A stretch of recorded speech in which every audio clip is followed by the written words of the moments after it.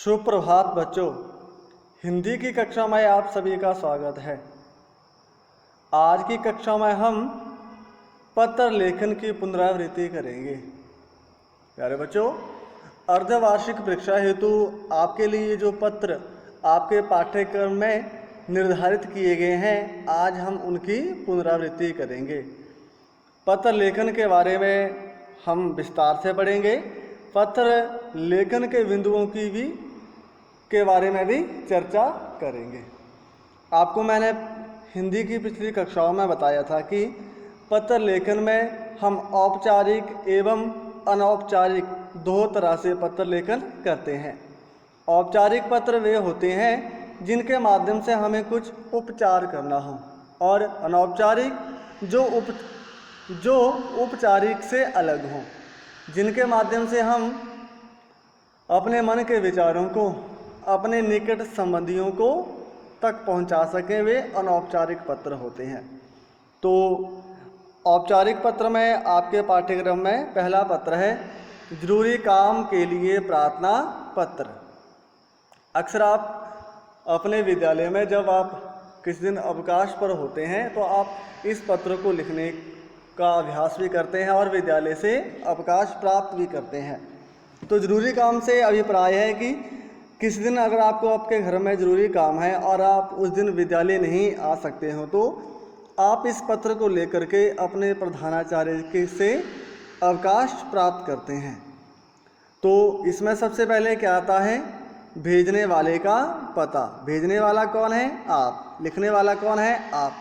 और आपका पता क्या है? परीक्षा भवन कांगू। एक तरह से ऐसे हो सकता है और दूसरी तरह से आपके नाम के माध्यम से भी हो सकता है। आपका नाम, जैसे मान लीजिए आपका नाम है अंशिका, आप लिखेंगे अंशिका कांगू, हमीरपुर, हिमाचल प्रदेश। दूसरे नंबर पे आएगा दिनांक, जैसे आज की दिनांक 26, आप लिखेंगे 26 अगस्त 2020। नीचे है पाने वाले का पता। पाने वाले का पता यानी जिसको आप पत्र लिख रहे हैं। आप किसको पत्र लिख रहे हैं? अपने प्रधानाचार्य को। और मैंने आपको बताया था कि इसके भी 3 बिंदु होते हैं, अधिकारी, विभाग और स्थान। आप किस अधिकारी को लिख रहे हैं? प्रधानाचार्य महोदय को। वे किस विभाग के प्रधानाचार्य हैं? TRDAV पब्लिक स्कूल के। और ये DAV पब्लिक स्कूल है कहाँ पर? कांगू में। इस तरह से आप लिखेंगे श्रीमान प्रधानाचार्य महोदय, TRDAV पब्लिक स्कूल कांगू। इसके आगे विषय, आपको मैंने बताया था कि आपका जो विषय होता है वो पत्र में ही होता है। जैसे जरूरी काम के अवकाश हेतु प्रार्थना पत्र। नीचे आता है संबोधन। संबोधन में आएगा श्रीमान जी। और विषय वस्तु की शुरुआत, विनम्र निवेदन यह है कि मैं आपके विद्यालय में कक्षा 7वीं से आगे आप यहाँ पर अपने सेक्शन को लिखेंगे, ब्लू, ग्रीन, रेड और येलो का छात्र हूँ। मुझे आज घर पर जरूरी काम है, इसलिए मैं विद्यालय में उपस्थित नहीं हो सकता हूँ। कृपया मुझे 1 दिन का अवकाश प्रदान कर कृतार्थ करें। आप इस तरह से अपने विषय वस्तु को लिख सकते हैं। नीचे आएगा सधन्यवाद। आप धन्यवाद करेंगे और कहेंगे सधन्यवाद। नीचे यहाँ पर प्रार्थी। प्यारे बच्चों, जैसे जैसे आपकी कक्षा का स्तर उन्नत होता है, आप बड़ी कक्षाओं में जाते हैं, वैसे ही आपके लिखने का स्तर भी उन्नत होना चाहिए। अभी तक आपका आज्ञाकारी शिष्य इन शब्दों का उपयोग करते थे, परंतु अब आपको अपने लेखन के स्तर को भी उन्नत करना है। आप लिख सकते हैं प्रार्थी, निवेदक और भवदीय, कुछ इस तरह से। नीचे सबसे पहले आपका नाम, आपकी कक्षा, आपका रोल नंबर। कक्षा में आपका सेक्शन भी उसके साथ में जुड़ेगा। तो ये जरूरी काम के लिए प्रार्थना पत्र था। एक पत्र आपको आएगा बीमारी की छुट्टी के लिए प्रार्थना पत्र। ये भी औपचारिक पत्र है और अक्सर आप जिस दिन आप बीमार होते हैं तो इस पत्र के माध्यम से आप अवकाश प्राप्त करते हैं। ये मैंने साधारण तरीके से लिखा है। प्यारे बच्चों, अभी जो हमने जरूरी काम के लिए प्रार्थना पत्र लिखा, आप उस तरीके से भी लिख सकते हैं, या कुछ बच्चे जिन्हें उस प्रारूप में मुश्किल आ रही हो वो साधारण प्रारूप में, इस प्रारूप में भी पत्र लिख सकते हैं। इसलिए इस प्रारूप की पुनरावृत्ति भी आपको हो जाए।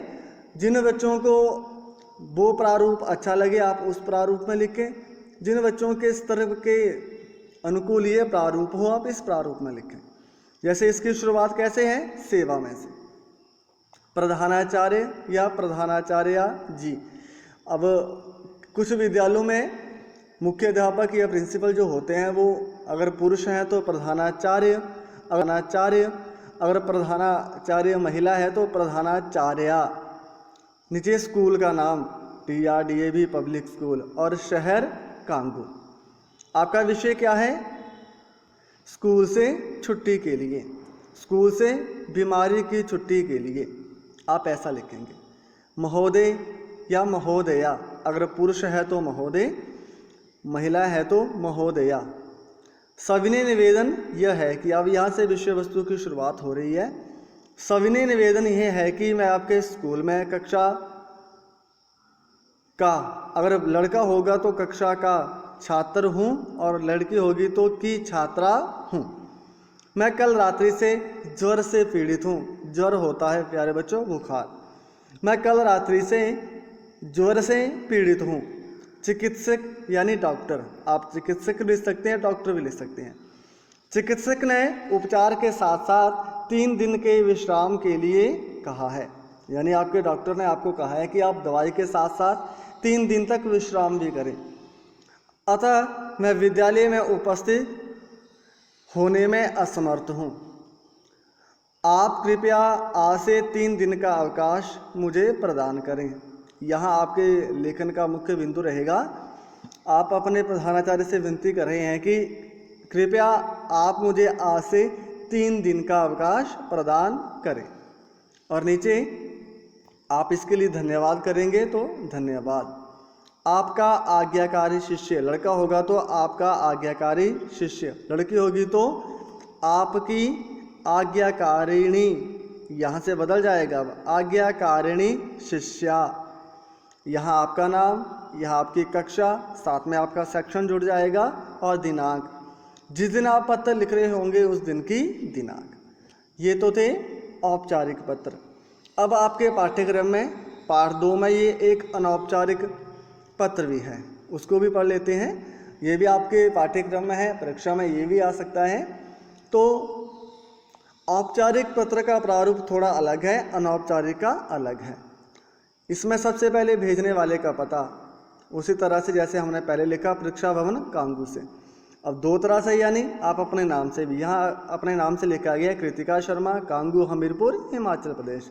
दिनांक आप आज की दिनांक लिखेंगे 25 अगस्त 2020। इसके नीचे आता है पाने वाले का पता भी नहीं आएगा, विषय भी नहीं आएगा, आएगा संबोधन। संबोधन में आप अपनी सखी को लिख रहे हैं तो आप लिखेंगे प्रिय सखी। विषय वस्तु की शुरुआत भी अलग से, मैं यहाँ कुशल हूँ, ईश्वर से प्रार्थना करती हूँ कि आप भी कुशल होंगे। आगे समाचार यह है कि हमारे विद्यालय में एक नाटक हुआ था, उसमें राकेश मोहन सोहन ने भाग लिया था। ये पत्र हमने पहले भी पढ़ लिया था, आप वहाँ से भी देख सकते हैं, यहाँ से भी देख सकते हैं, और आपके पास ये कॉपी में लिखा हुआ भी होगा। तो इसी तरह से आपका पत्र यहाँ पूरा हो जाएगा। नीचे समापन में क्या आएगा, तुम्हारी प्यारी सहेली, और नीचे आपका नाम। तो ये 3 पत्र आपके पाठ्यक्रम में हैं। जरूरी काम के अवकाश हेतु ये आपको अपनी सखी के लिए जो लिखना है ये वाला, और साथ में बीमारी की छुट्टी के लिए।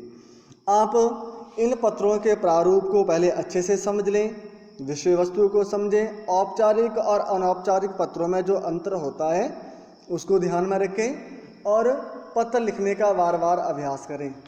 प्यारे बच्चों, ये पत्र आपको याद तो होता है, पर जब आप लिखते हैं तो बहुत सारी त्रुटियां आपकी हो जाती हैं और बहुत सारी गलतियों के होने के कारण आपके अंक कट जाते हैं। आपको परीक्षा में आपके मन चाहे अंक नहीं मिल पाते हैं। इसलिए आप इसका लिखने का बार बार अभ्यास करें, अपने लिखे हुए की अपनी गलतियों को निकालें और उन गलतियों को बार बार लिखें ताकि आपकी गलतियां ना हों। अगर आप इस पत्र लेखन के बारे में और भी विस्तार से जानना चाहते हैं तो इस पत्र लिखने के जो वीडियो हैं वो आपके स्कूल ऐप में सारे के सारे व्याकरण भाग में सुरक्षित हैं, आप वहाँ से भी देख सकते हैं। या अधिक विस्तार से समझने के लिए आप मुझसे फिर से पूछ सकते हैं। मैं आपको फिर से किसी और तरीके से भी इसके बारे में समझा दूंगा। तो गृह कार्य में जरूरी काम हेतु प्रार्थना पत्र एवं बीमारी की छुट्टी के लिए जो प्रार्थना पत्र हैं, जो आपने पहले की कक्षाओं में भी पढ़े हैं, इन्हें आप अपनी कॉपी में लिख लें। और अर्धवार्षिक परीक्षा हेतु आप अभी से सतर्क और जागरूक हो जाएं ताकि परीक्षा में आपका प्रदर्शन अच्छा हो। धन्यवाद। शुभ दिवस। डीएवी कांगू आपकी स्वस्थता एवं संपन्नता की मंगल कामना करता है।